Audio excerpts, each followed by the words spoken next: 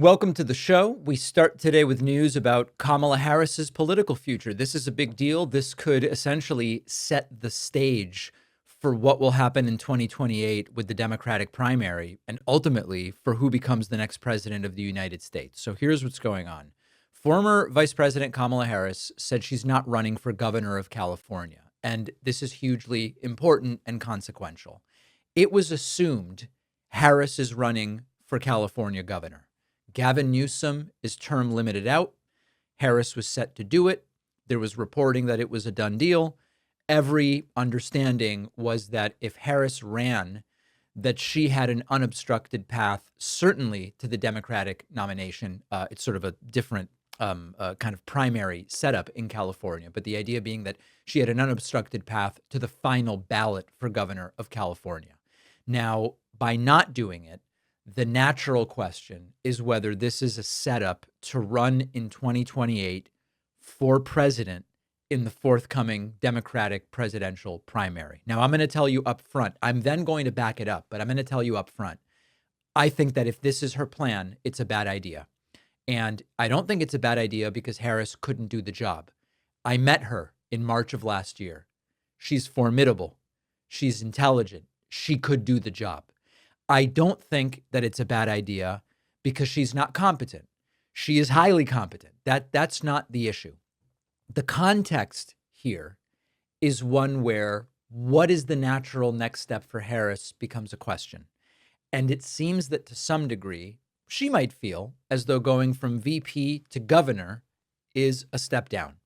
And so that her only even potential future for going further up would be to run for president in 2028. She put out a carefully worded statement where she said, for now, my leadership and public service will not be in elected office for now. And then she adds that she's going to work on helping to elect Democrats in the midterms. And in the forthcoming months, she's going to tell us more about her plan. So if you just say, take the names, take the history, take everything we know about Harris Biden in the last 4 years, take it out of there. Just look at what she's saying. You would say, oh, that's a pre-campaign positioning. That's someone setting up to open the door to say, I am entering the Democratic primary. So let me say again, Kamala Harris, when I met her, was extraordinarily sharp, extraordinarily competent, able to talk about AI, immigration, foreign policy in an unscripted way, in a way that Trump can't do and Biden can't do. This is really not about qualifications. This is based on what we saw in 2024. I just don't think Harris can win a general election in 2028. What she is doing is intelligent in a sense. She's avoiding a messy state level race in California, which ultimately might be a political downgrade from VP to governor. I mean, not everybody would agree, but in some sense. She stays on the national stage. She's going to go to the fundraisers. She can go to the Met Gala. She can do overseas speaking events. She keeps her name in the mix, but she doesn't get tied down to being the administrator of California. And my critique here is really not about anything Harris is doing per se. This is the whole political operation around her. If you look at her 2024 campaign, it was this campaign style really rooted in the old guard of Democratic politics. The first couple of weeks were good, but you all have heard me say it a bunch of times now. Then it got heavy on consultants. It got away from the instinct of what was working, safe messaging, slow reaction time, not engaging with the media ecosystem in a modern and contemporary manner. And she ultimately struggled to define herself and build a clear coalition. Her hesitation to distinguish herself from Biden in any way, because it would be seen as an implicit criticism of the president that she's serving under, certainly made it more complicated for her. But even despite some of the unique circumstances of 2024, I struggle to see her campaign as a fluke. I think that that's the campaign that she would run, even if she weren't already VP and taking over for Biden in these sort of unusual circumstances. There's like a structural weakness, not in Harris as a candidate necessarily, but in the broader Democratic playbook that I think would certainly be applied again. If you apply that playbook in 2028, it's a major problem. Now, on the other hand, You've got Gavin Newsom clearly testing the waters. He launched his podcast. He's showing up in early primary states. He's staying very, very visible. And he has his own liabilities, which we'll talk about in a moment. But he does seem to understand that the political terrain has changed. I'm not saying you have to like Gavin Newsom better than Harris on policy or personality, but just looking at how they're operating, he seems to understand that the political terrain has changed. And the fact that Kamala Harris is stepping back from a governor's race that would be on her home turf that she almost certainly would win, to me shows she sees a better, more prestigious option. And it's hard to imagine what that is other than running for president in 2028. But unless there's like some kind of major strategic overhaul around her, completely different type of team, completely different type of messaging, different media strategy, I think Kamala 28 is a replay of Kamala 24. Now, the risk, of course, for Democrats is making the same sort of miscalculation more than once and assuming that experience, which she has, and on paper electability, which she, of course, has, is going to win you a campaign. And we already saw that that simply doesn't work. So I think the bigger question for the Democratic Party, which I know you all know, I am very pessimistic about this Democratic Party right now. The question for the Democratic Party is the party, the party control cadre, I don't even know what to call it, the Politburo, for lack of a better term, is it really ready for something different?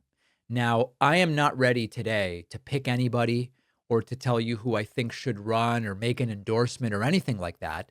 But I do think that among those who are rumored to be thinking about it, there are a lot of better options than Kamala Harris. I mean, if you say, David, would you rather Wes Moore, governor of Maryland, who I saw speak in person recently, and he was excellent, would I want Wes Moore or Kamala Harris as the nominee? I'd say I think Wes Moore has a better shot at this. Generationally, he has a different perspective on how to run campaigns, Rhodes Scholar, veteran. I think Moore is a better candidate than Harris in the abstract. I would choose Gretchen Whitmer, the governor of Michigan, over Kamala Harris. Appeals to suburban women and independents in a way that I don't think Harris does.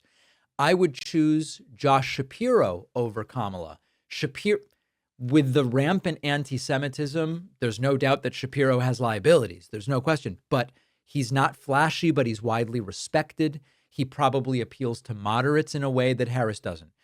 What about Newsom versus Kamala Harris? I think I choose Newsom over Harris.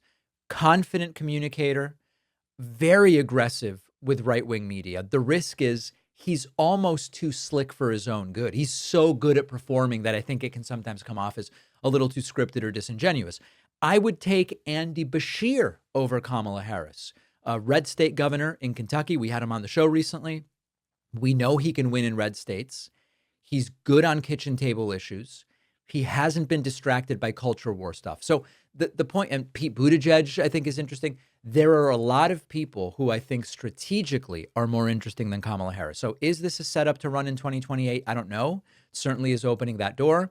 Personally, I think we simply lose. It's not, I think Harris is awesome, but I think we lose. Let me know what you think. Leave a comment, send an email, info@davidpakman.com. Donald Trump has already packed his second-term cabinet with loyalists. He's threatened deportation as political punishment. He's expanded executive authority in ways we have not seen in modern history. These are real changes that are happening right now. And what's even more alarming is that a lot of the media is either glossing over the worst of it or they're reframing it so it all sounds a little more palatable. And that is why I use Ground News. This is a news comparison tool. Doesn't just feed you headlines. It shows you here's how different outlets, left, right, center, are covering the same story. And this is one of the few tools I know of that can really help you detect the political spin, the bias, catch stories that your usual sources might downplay or not cover at all, on everything from immigration policy to economic shifts. If you want to get a bigger picture, a broader picture of what's being reported, Ground News is an invaluable source to keep you informed. And Ground News is offering my audience 40% off their top tier Vantage plan. You'll only pay $5 a month. Go to ground.news/Pakman or enter the code Pakman in the app to get started. The link is in the description.